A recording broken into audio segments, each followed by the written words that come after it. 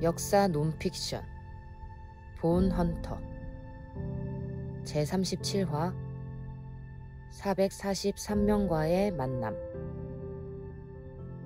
쓴 사람 고경태, 읽는 사람 김보경. 내 이름은 태육이다. 역사를 공부한다. 역사의 현장을 조사한다. 신학대학을 나와 강화교동에서 목회자 생활도 했다. 교회에서 한국전쟁기 학살의 그늘에서 벗어나지 못하는 교인들을 만났다. 기독교와 학살의 관계를 돌아볼 기회였다. 2007년부터는 목회를 접고 국가폭력의 진실을 규명하는 1기 진실화해를 위한 과거사 정리위원회 진실화해위 조사관으로 활동했다. 그때 아산을 만났다. 서산을 만났다. 태안을 만났다. 한국전쟁기에 충남 지역에서 벌어진 사건의 실상을 접하면서 충격을 받았다. 그래서 쓴 책 제목이 어떻게 그럴 수가 있는가 다. 1기 진실화해위는 2010년에 활동을 마쳤지만 나는 다시 아산과 조우했다. 2020년 아산시가 주관하는 아산 민간인 학살 전수조사 용역을 맡게 된 것이다. 2기 진실화해위가 출범하기 직전이었다. 전수조사는 7명으로 이뤄진 팀이 그해 6월부터 10월까지 5개월간 진행했다. 2명은 사건에 관한 증언을 듣고 또 다른 2명은 학살이 마을에 끼친 영향을 조사했다. 3명은 자료와 문서를 모으고 정리했다. 우리 팀은 아산시의 12개 읍면, 총 137개의 법정리와 동에서 진술인 443명을 만나 면담했다. 나는 보고서를 만들면서 면담을 통해 확인한 희생자 숫자를 총 1304명이라고 적었다. 2009년 진실화해위 보고서는 최소 800여 명 추산. 적대 세력에 의한 희생자 110명, 부역 혐의 희생자 1190명, 기타 4명. 하지만 한계가 있다. 세월이 오래 지나 증언자가 사라진 마을이 많았다. 전쟁 당시 온양읍에 속해 있던 마을들은 일부 또는 전체가 도시화되어 조사의 제한을 받았다. 이런 점을 고려하면 실제 희생자 수는 더 많을 것이다. 이제 그 과정에서 보고 느낀 이야기를 해보고자 한다. 신기하게도 아산에는 국민보도연맹 희생자가 없었다. 진술인 면담을 할 때마다 보도연맹 희생자 존재 여부를 물어보았으나 답은 늘 같았다. 천안과 아산에서 경찰이 너무 빨리 철수했기 때문일까? 인민군이 평택을 통해 아산 은봉면 삼거리로 들어오기 직전 자전거를 탄 사람이 은봉면 지서에 인민군이 내려온다는 정보를 제공했으나 오히려 경찰로부터 구타를 당했다고 한다. 국군은 인민군에 밀려 남하하면서 아산에서는 방어선을 치지도 않았다. 아산은 군 작전상 전술적으로 포기한 지역이었을까? 인민군이 아산을 점령하자마자 다수의 우익 쪽 사람들이 체포되어 대전 형무소로 이송되거나 9월 초 인민위원회 걸기대에 회부되어 희생됐다. 인민군 후퇴기인 9월 27일엔 신창읍 한티고개에서 유엔군이 인민군에게 의외의 패퇴를 당하면서 도망가다 되돌아온 좌익 세력에게 죽은 사람들도 적지 않다. 인민군이 물러가고 부역 혐의자와 그 가족을 대상으로 한 보복이 시작되었다.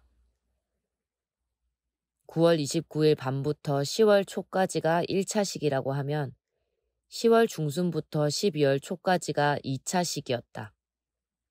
그리고 이듬해 일사후퇴 때가 마지막 3차였다. 1·4 후퇴 때는 특히 가족 단위의 처형이 많았다. 이때엔 아산 둔포면을 지나던 피난민 300여 명이 미군 폭격으로 비명 행사하는 일도 있었다. 아산에서 학살이 가장 방대하게 일어나는 지역은 배방읍이다. 희생자들은 대부분 올해 3월 A4-5를 비롯한 유해 62구가 발굴된 성재산 교통호에 묻혔다. 지금은 북쪽에 신도리코 공장이, 남쪽에는 크라운 제가 건물이 세워진 곳이다. 크라운 제가 쪽 변전소 근처에서 매운탕집을 했던 할아버지는 2007년 나에게 밤새 트럭이 들어왔다가 나갔고 총소리가 났다. 하루에 11대가 온 적도 있다. 는 말을 했다. 트럭에 사람들을 싣고 왔다는 것은 경찰 공권력이 개입했다는 방증이다. 여러 사람들의 증언을 들으면서 왜 이렇게까지 죽였을까에 관해 수없이 질문을 던져보았다. 분노의 본질은 무엇이었을까? 내가 내린 결론은 이념투쟁으로만 설명할 수 없다는 것이다. 일제강점기 때의 사회적 관계까지 거슬러 올라가야 어렴풋이나마 답이 보였다. 그 중심에 바로 지주와 머슴, 소작인 간의 갈등 구조가 있고 씨족 간 또는 마을 간의 대립도 있다. 염치읍의 희생자들 중에는 빈농과 소작농이 많았다. 아산 주민들을 면담할 때마다 전쟁 당시 땅을 얼마나 소유했었는지를 묻곤 했는데 번듯한 규모로 땅을 가졌던 사람은 한 명도 만나지 못했다. 일제강점기의 소작농들은 일제에 의한 식량 공출로 2배의 어려움을 겪었다.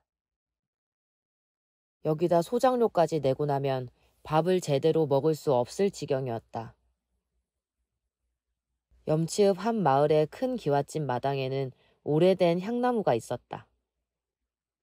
전쟁 전부터 소작농들은 이 향나무 앞에서 매를 맞았다. 춘궁기에 곡식을 빌려가 갚지 못한 주민들을 지주 쪽 사람들이 향나무에 매달고 매타작을 했다는 것이다. 매를 맞은 다음엔 대나무 쌀로 만든 멍석에 굴려져 온몸에 피멍이 들었다고 했다. 1948년 대한민국 정부 수립 이후인 1949년 6월 21일 농림부 장관 봉함의 주도로 농지개혁법이 제정 공포된다. 1950년 초부터는 소작농에게 지주농지가 분배된다. 소작농들에게는 담비 같은 정책이었다. 곧이어 전쟁이 터진다. 인민군 점령과 함께 지주들은 좌익의 걸기대회에 회부되어 곤욕을 치른다. 머슴과 소작인들에게 구타를 당하기도 한다.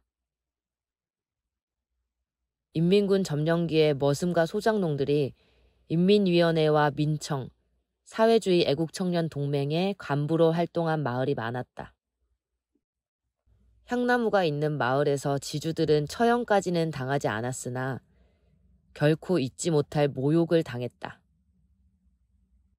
지주들에겐 위기이자 더 큰 기회였다.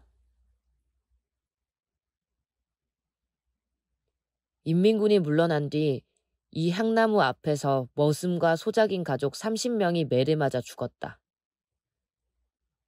내가 만난 90대 할아버지는 이 사건과 관련해 어떤 이야기를 들려주었다. 매를 맞는 사람들 중에 아기와 함께 온 젊은 엄마가 있었다는 거다. 지주 쪽 사람들은 이들이 모두 숨이 끊어졌다고 여기고 거적대기에 실어 묻으러 가려고 했다. 그런데 죽은 줄로만 알았던 아기 엄마가 깨어나 간청을 했다. 아저씨, 마지막으로 우리 애기 젖 한 번만 물리게 해주세요. 아저씨는 들은 척도 하지 않았다. 잘못했다가는 본인이 죽을 수도 있었으니까. 1950년 10월의 어느 날 벌어진 일이다. 그 마을에서 가족 단위로 처형당한 머슴과 소작인들의 땅은 지주들이 차지했다. 농지개혁 때 소작농들에게 분배해준 땅이었다. 지주들은 원래 내 땅 내가 다시 가져간다고 생각했는지도 모른다. 배방읍 탕정면에서 만난 주민들은 일종의 소작쟁이였던 이사파동에 관해 증언했다. 소작쟁이란 소작농들이 지주나 국가에게 소작 조건을 개선하거나 땅을 달라고 요구한 투쟁을 일컫는다. 주민들은 2월 4일이었으나 몇 년에 일어난 일인지는 기억하지 못했다. 1947년 또는 1948년으로 추정된다. 농지개혁 이전부터 소작농들은 끊임없이 투쟁했고 남로당은 이를 지지하고 대변했다. 탕정면에서 인민군 점령 직후 걸기대회를 주도한 이들은 바로 이사파동을 주도한 세력이었다. 이들의 가족은 수복 직후 거의 살아남지 못했다. 이 지점에서 빼놓아서는 안 되는 인물이 하나 있다. 내가 만난 상당수의 진술인들이 그의 이름을 이야기했다. 존경받는 영웅, 역사의 슈퍼스타를 조상으로 둔 그 사람.